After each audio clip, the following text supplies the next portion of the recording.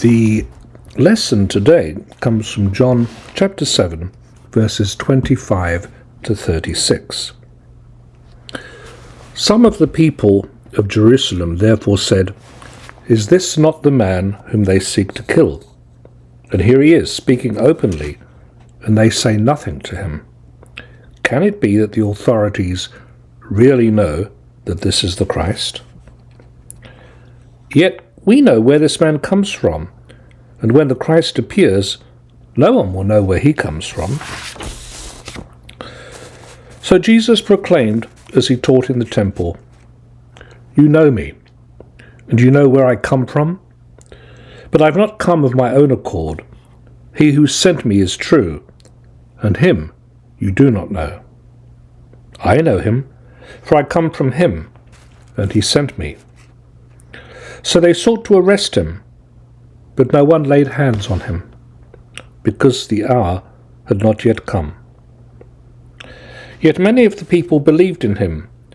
They said, "When the Christ appears, will he do more signs than this man has done?"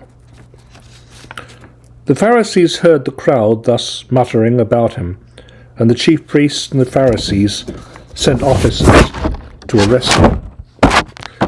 Jesus then said, "I shall be with you a little longer, and then I go to him who sent me. You will seek me, and you will not find me. Where I am, you cannot come."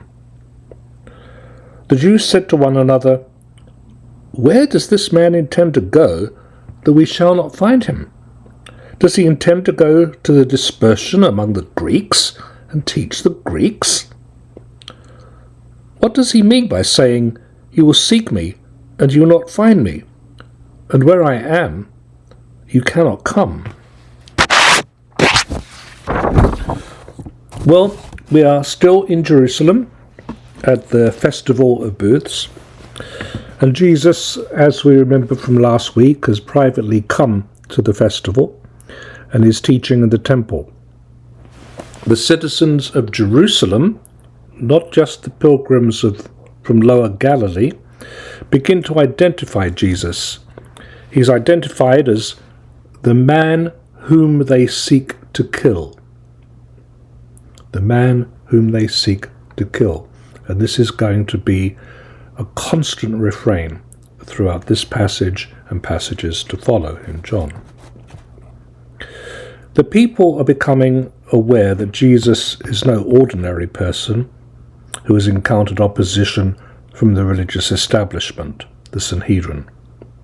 The Sanhedrin consists of the Pharisees and the chief priests, who are mainly Sadducees. If he were not the Christ, they think, surely the religious authorities would have him arrested. Yet they also suspect that the Sanhedrin plans to kill Jesus. Of course, we know that at the right time the Sanhedrin will be successful. Jesus will be arrested and killed. But John the Evangelist is clear that this is not the right time, the kairos, for the finale of Jesus' public ministry. In a sense, it's inevitable that Rome and Jesus would collide. Following the Greeks, the Romans used the word gospel. They did so when proclaiming a military victory. The victory was the good news that had come about by having Caesar Augustus as emperor.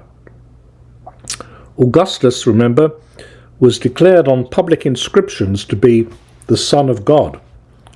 His father, the father who adopted him, of course, was Julius Caesar, who was deified by the Senate.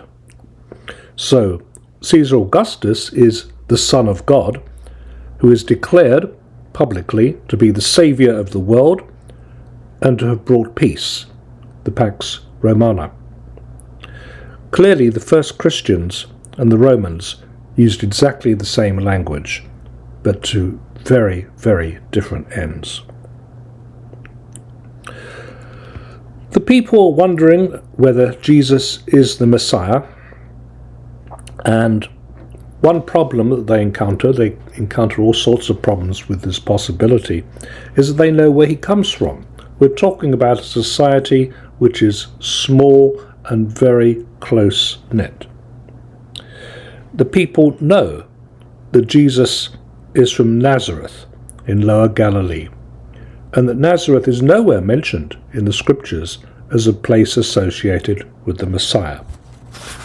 They know that he is the son of Joseph, and this is an impediment to them recognizing him as the Christ. It was believed by the Jewish people that no one would know where the Messiah would come from. Of course, for John the Evangelist, the people don't know where Jesus comes from because he comes from God himself. So the people know and they don't know. This paradox is entirely characteristic of John the Evangelist. So Jesus responds to this. He acknowledges that his hometown is known, but he distinguishes himself from other messianic contenders by insisting that he comes from the Father and that he's doing his Father's business, not his own.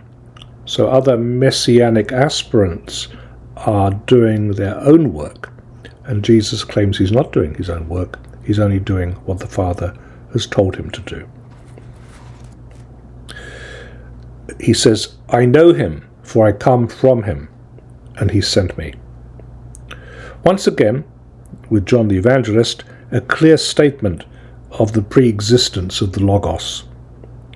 This has already been made very clear in the first chapter of the Gospel.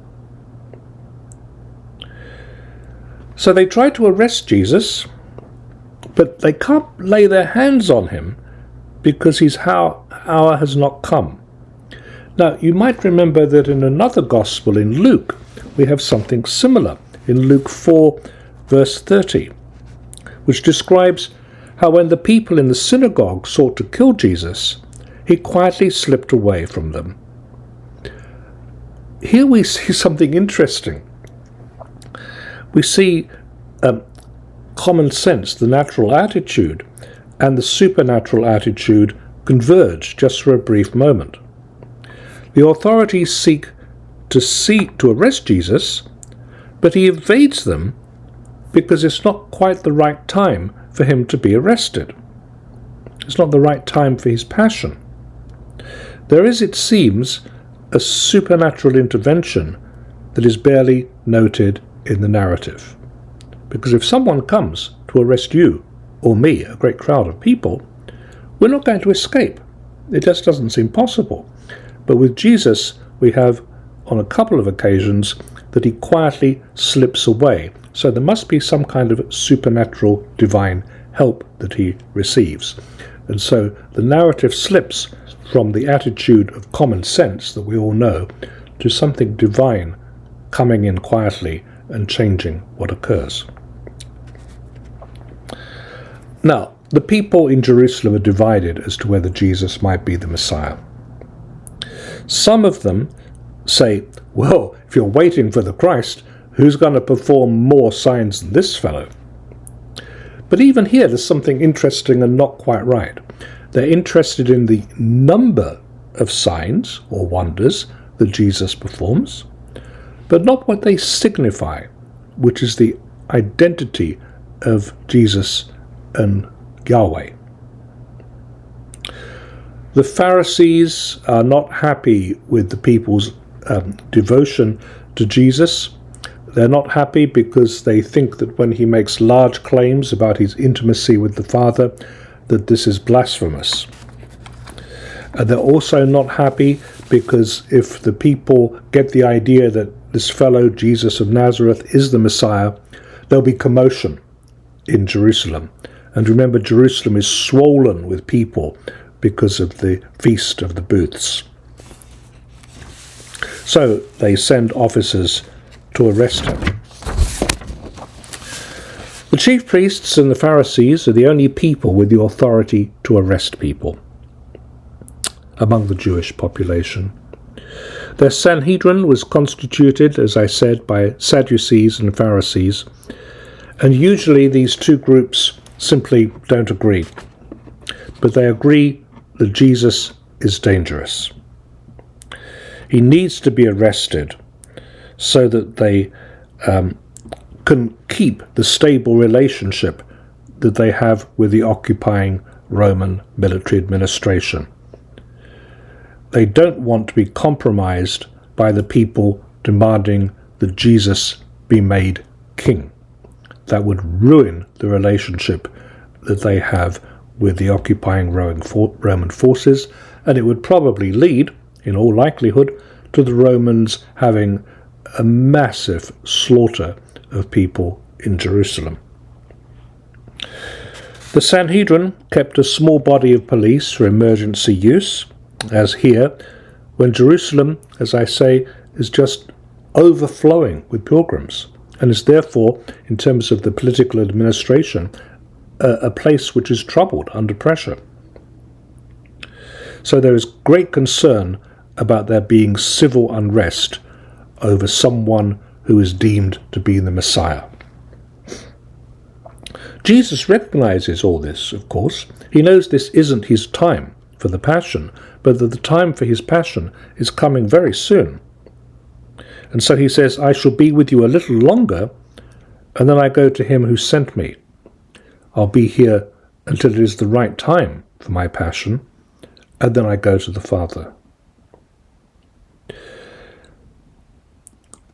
Jesus says, you will seek me, but you won't find me, and where I am, you cannot come. The people cannot come as mortals to the Father. But the people don't grasp this, and the showcasing of their misunderstanding of Jesus being both human and divine is entirely characteristic of John. This is one of those statements, one of those many statements in the New Testament where the people don't understand what Jesus is saying. Where does this man intend to go that we will not find him? Does he intend to go to the dispersion among the Greeks and teach the Greeks? Now the Jews disliked the Greeks very, very much, in part because of Herod Antipas building Hellenistic cities, Greek-speaking cities, like Sepphoris and Tiberias in the Holy Land.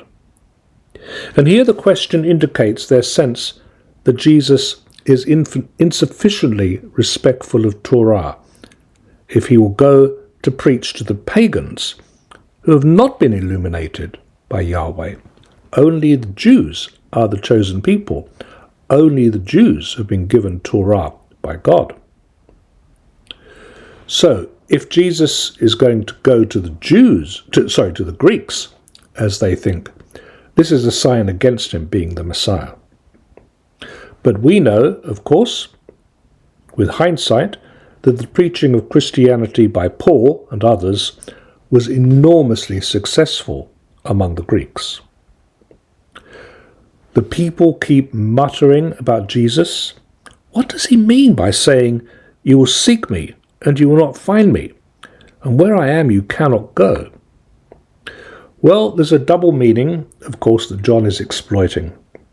Jesus means you're going to look for me on earth and not find me. And also, you will seek for salvation and you won't find me.